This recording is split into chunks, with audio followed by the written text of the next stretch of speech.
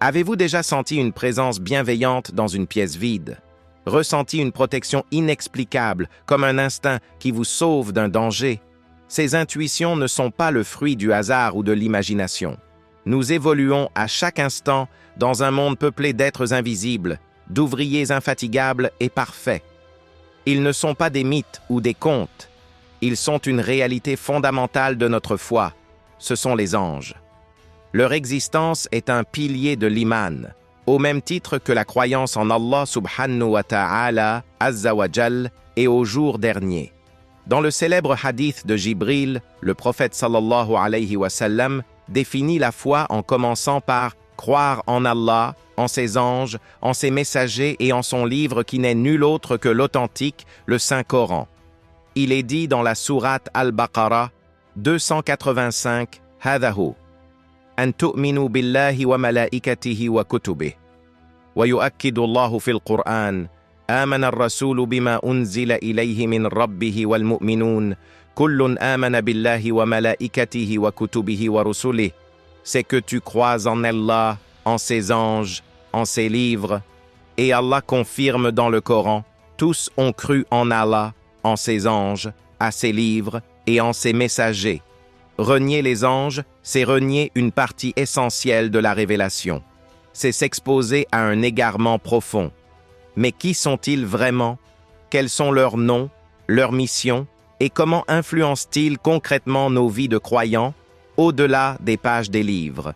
Dans cette vidéo, nous allons lever le voile sur cette création extraordinaire. Avant de commencer, je vous invite à faire une intention, niya, sincère. Que cette connaissance ne reste pas qu'une information, mais qu'elle renforce votre conscience d'Allah, taqwa, et votre amour pour lui. Vous découvrirez les noms des principaux anges, leurs histoires captivantes tirées directement du Coran et de la Sunna, et une vérité qui va changer votre regard sur votre quotidien. Ils sont bien plus proches de vous que vous ne l'imaginez. Avant de connaître leurs noms et leurs fonctions, il est essentiel de comprendre leur essence même. Qui sont ces êtres? Créés de lumière. Leur origine les distingue. Le prophète sallallahu alayhi wa sallam a dit « Khuliqatil malaikatu min nur, wa khuliqal jannu min marijin min nar, wa khuliqa Adamu mimma wusifa lakum. » Rawahu Muslim. Les anges ont été créés de lumière, les djinns d'un feu aux flammes noirâtres intenses, et Adam a été créé de ce qui vous a été décrit. Muslim. Cette nature lumineuse explique leur pureté absolue et leur obéissance parfaite. Serviteurs parfaits. Ils n'ont pas de libre arbitre comme nous. Leur création les voue à l'obéissance. Le Coran les décrit ainsi. Ils ne désobéissent jamais à Allah en ce qu'il leur ordonne, et ils font strictement ce qui leur est commandé. Ils n'ont ni désir, ni passion, ni fatigue. Ni homme, ni femme. Ce sont des êtres purs, sans genre. Le Coran ne décrit leur apparence qu'en termes de puissance et de majesté. Louange à Allah, créateur des cieux et de la terre, qui a fait des anges des messagers dotés de 2, 3 ou 4 ailes. Sourate Fatir 1. Témoins constants. Leur rôle est immense. Mais l'un des plus intimes pour nous est celui de témoin. Imaginez vivre avec la conscience permanente que chaque parole, chaque geste, est observé par des anges scribes. Allah dit dans la sourate Kaf 18, « L'homme ne prononce pas une parole sans avoir auprès de lui un observateur prêt à l'inscrire. » Cette seule réalité doit transformer notre rapport à nos actions et notre responsabilité ultime. Parmi la multitude d'anges, certains se distinguent par des missions cosmiques, fondatrices de notre univers et de notre foi. 1. Jibril, Gabriel, l'esprit fidèle. C'est le messager suprême entre Allah et ses prophètes. Le Coran le décrit comme étant doué d'une force prodigieuse dans la sourate An-Najm 5 et aussi obéi là-haut dans les cieux et digne de confiance dans la sourate At-Takwir 21. Sa mission la plus sacrée est la transmission de la révélation. C'est lui qui a apporté le Coran au cœur du prophète Mohammed, que la paix et le salut d'Allah soient sur lui. L'Esprit fidèle est descendu avec cela, le Coran sur ton cœur. Sourate Ash-Shu'ara, 193 à 194. Il est apparu sous forme humaine, notamment à Mariam et aux compagnons du prophète. 2. Mikaïl, le pourvoyeur de subsistance et de miséricorde. Il est souvent associé à la distribution de la pluie, de la nourriture et des moyens de subsistance, risques sur terre, par ordre d'Allah. Son nom est mentionné aux côtés de Jibril dans un verset clé. Il est dit dans la sourate Al-Baqarah 98, « Quiconque est ennemi d'Allah, de ses anges, de ses messagers, de Gabriel et de Michel, alors qu'il sache qu'Allah est l'ennemi des mécréants. » Cet verset enseigne un principe crucial. La foi est un tout indivisible. Rejeter un seul de ses anges ou messagers équivaut à rejeter la foi elle-même. Mikaïl est donc un symbole vivant de la providence et de la miséricorde infinie d'Allah dans la création matérielle. 3. Israfil, le héros de l'heure. Bien que son nom ne figure pas explicitement dans le Coran, les hadiths authentiques lui attribuent une fonction capitale, souffler dans la trompette, assure, pour annoncer la résurrection.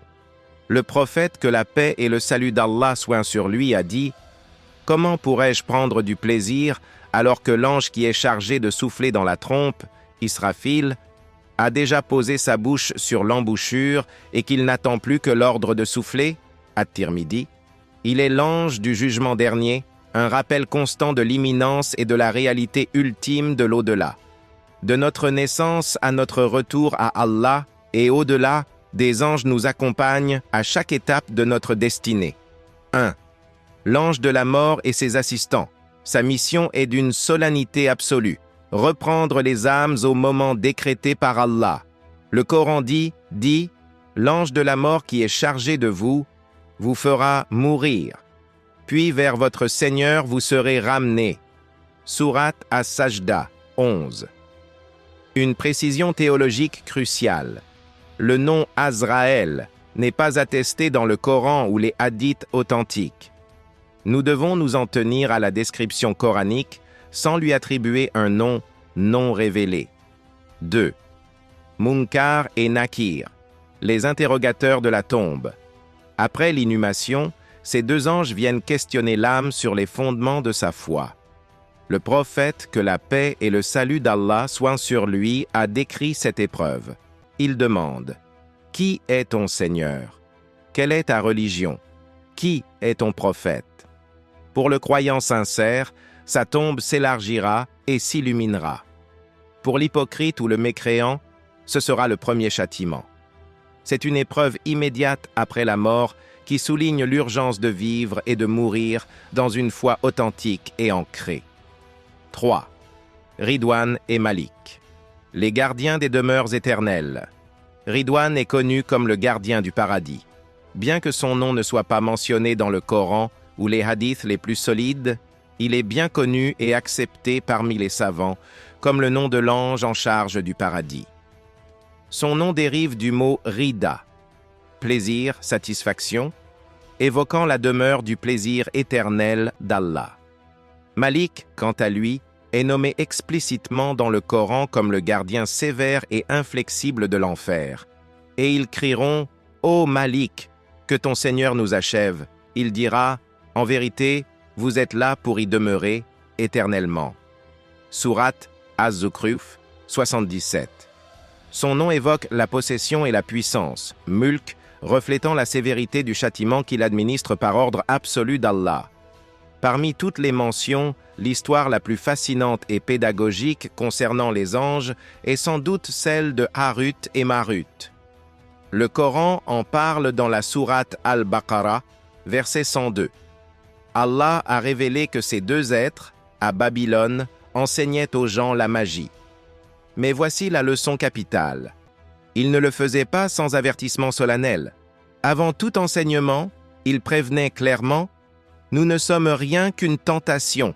Ne sois pas mécréant. » Cette histoire est d'une richesse inouïe en enseignement. 1. Une épreuve divine. Allah envoie parfois des épreuves sous forme de connaissances ou de capacité pour révéler le contenu véritable des cœurs. Apprendre la magie, malgré l'avertissement clair, révélait la corruption du cœur et un choix délibéré vers la mécréance. Kufr. 2. La gravité absolue de la magie. Le Coran associe directement la magie, sir, à la mécréance. C'est un acte qui sort du cadre de l'islam et prive son auteur de toute part dans l'au-delà. Et ils savent très certainement que celui qui acquiert ce pouvoir n'aura aucune part dans l'au-delà. 3. La suprématie de la volonté divine. Le verset précise que la magie ne peut nuire à quiconque sans la permission d'Allah. Un rappel essentiel, toute puissance apparente dans ce monde est illusoire et totalement subordonnée à la volonté du Tout-Puissant. Et voici la partie la plus personnelle, celle qui vous concerne directement, ici et maintenant. Ces anges ne sont pas que des concepts lointains ou des figures historiques. Ils sont vos compagnons invisibles, vos anges gardiens.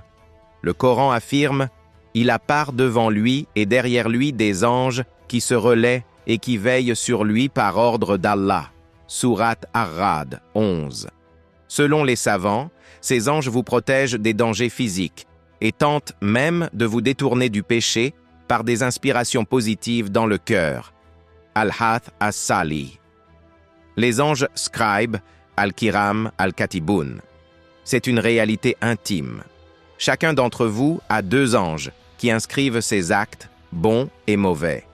Alors que veillent sur vous des gardiens, de nobles scribes qui savent ce que vous faites. Sourate Al-Infitar, 10 à 12. L'un à droite, pour les bonnes actions. L'autre à gauche, pour les mauvaises. Des présences bénies dans les actes d'adoration. Lors des prières en groupe, les anges invoquent pour celui qui attend la prière. Pour l'étudiant en sciences religieuses, les anges abaissent leurs ailes par satisfaction. Les assemblées de dhikr, rappel d'Allah, sont entourées d'anges. Lorsque vous invoquez pour un frère en son absence, un ange dit « Amin » et à toi de même. Savoir que des anges bienveillants vous protègent, note vos actes avec équité et invoque pour vous dans ces moments privilégiés doit susciter en vous 3 choses. Une gratitude immense envers Allah, une vigilance, taqwa, accrue dans vos actions et une motivation à multiplier les actes qui attirent leur présence bénie. Ainsi, des porteurs de la révélation aux gardiens silencieux de nos âmes, les anges forment une création parfaite, un lien constant entre le commandement d'Allah et son univers. Connaître leur nom et fonction n'est pas un savoir théorique, c'est une prise de conscience spirituelle qui doit transformer notre rapport au monde invisible, al-Ghaib, et par conséquent à notre propre vie. Cette connaissance doit 1. Renforcer notre foi en confirmant la réalité tangible de l'invisible. 2. Accroître notre taqwa, sachant que nos actes sont constamment observés et inscrits pour un rendez-vous certain. 3. Nous apaiser le cœur en sachant que nous sommes enveloppés par une protection et une miséricorde divine. 4. Nous motiver à rivaliser dans le bien, à multiplier les actes qui attirent les bénédictions et les invocations de ces êtres de lumière. Frères et sœurs, que cette rencontre avec les malaïkas quitte le domaine de l'écran pour entrer dans vos vies. Je vous lance un défi, une sunna à vivre cette semaine. Invoquez sincèrement, faire du dua pour un frère ou une sœur en son absence. Restez assis, ne serait-ce qu'une minute dans votre lieu de prière après le Fajr ou le Asr. Méditez chaque jour, ne serait-ce que le temps d'un trajet, sur le verset des anges gardiens. Il a, veillant sur lui, des anges qui se relaient et qui le préservent par ordre d'Allah.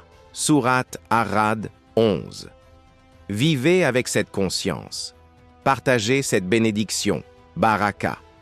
Transmettez cette vidéo à une personne dont le cœur a besoin de ce rappel. Et dites-nous en commentaire, quelle mission d'ange, quelle histoire a le plus touché votre cœur ou changé votre regard sur votre quotidien de croyant? Que la paix, La miséricorde et les bénédictions d'Allah soient sur vous. Assalamu alaykum wa rahmatullahi wa barakatuh.